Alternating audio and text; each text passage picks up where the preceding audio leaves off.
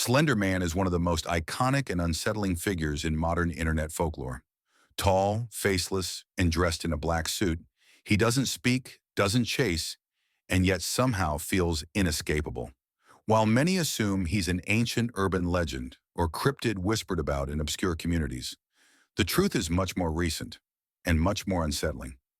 Slenderman was created in 2009, born not from centuries-old folklore, but from a Photoshop contest on an internet forum called Something Awful. Users were challenged to manipulate ordinary photos into something supernatural.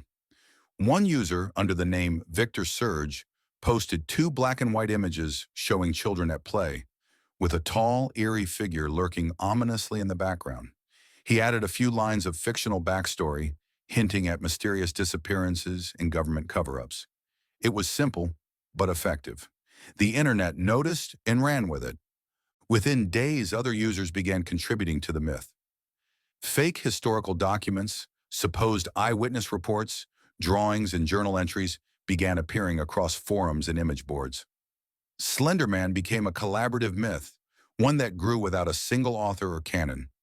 His motives were never clearly defined, which made him more terrifying. Some said he kidnapped children. Others said he caused madness. Some believed he watched silently, influencing thoughts from the shadows. The more people added, the more real he seemed. From 4chan to Reddit to creepypasta forums, Slenderman wasn't just a character.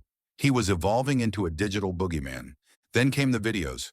A YouTube series called Marble Hornets launched in 2009 and would become one of the most influential pieces of the myth. It followed a fictional story about a filmmaker haunted by a faceless entity named the Operator, clearly inspired by Slenderman. The lo-fi found footage style added a chilling sense of realism. Other series followed: Tribe 12, Everyman Hybrid, Dark Harvest. Each one contributed new layers to the lore, giving Slenderman different names, traits, and rules. By the early 2000s and 10s, he had transcended his forum roots. He had entered gaming culture, with the 2012 indie horror game Slender, the 8 pages becoming a viral sensation on YouTube. Players had to collect notes in a dark forest while avoiding the stalking presence of Slenderman. Streamers screamed, fans obsessed, downloads soared. Slenderman had become more than a meme. He was a modern myth. But myths, even the digital kind, have power. And sometimes that power spills over into the real world. In 2014, the world was shaken by a horrifying news story. In Waukesha, Wisconsin, two 12-year-old girls lured their friend into the woods and stabbed her 19 times. Their motive? To appease Slenderman. They claimed they believed he was real, that he watched them, and that the only way to protect their families from him was to offer a sacrifice. Miraculously, the victim survived. She crawled to a bike path and was found by a passerby. The attackers were arrested, and the story quickly made global headlines.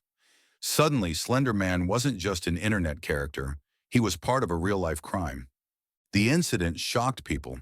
Parents, teachers, and authorities began questioning the impact of creepypasta culture on young, impressionable minds. News outlets blamed internet horror stories. Some called for bans on certain sites. Others pointed to mental illness and the failure to supervise online behavior. Victor Surge, the creator of Slenderman, issued a statement expressing sympathy and reminding everyone that Slenderman was always meant to be fictional. But by then, it was clear that the line between fiction and belief had blurred, and not everyone could see where one ended and the other began. Even after the attack, Slenderman didn't disappear. He evolved. In 2018, he was the subject of an HBO documentary titled Beware the Slenderman, which explored the stabbing case and the internet culture that helped shape it. Hollywood released a horror film simply titled Slenderman, though it received mixed reviews. More interesting than the movie itself was the fact that studios recognized Slenderman's staying power. He was more than a passing trend. He had become a symbol of digital folklore, of collective storytelling, and of the way fear spreads online. Slenderman is powerful not because of what he does, but because of what he represents. He has no face, and yet we fear him. He has no voice, yet his story is told across countless platforms. He doesn't chase, but we run. Psychologists have studied the phenomenon, suggesting that Slender Man may tap into archetypal fears, the unknown, the watcher, the loss of control. His blank face becomes a canvas for whatever darkness the viewer imagines. He's the embodiment of ambiguous terror, undefined and unavoidable. What's most chilling is that Slender Man was never pushed on us. He wasn't sold in a movie theater first. He wasn't part of a corporate campaign. He was built collectively, from the ground up, by ordinary people with Photoshop and creativity. He's proof that the internet can birth monsters, not from evil intent, but from imagination, repetition, and belief. A few images, a few stories, and suddenly people begin to ask, what if he's real? And that's the legacy of Slender Man. He reminds us that myths no longer require centuries to take hold.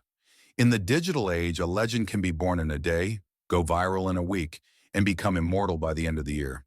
Slender Man isn't real in the physical sense, but he's very real in the cultural sense. He's proof that we still fear the dark, even if that darkness now comes from glowing screens. So the next time you're walking through a forest alone or scrolling late at night and you feel like something is watching, maybe it's nothing. Or maybe somewhere in the vast, interconnected network of stories and screens, Slender Man is still there, faceless, silent, and waiting to be seen.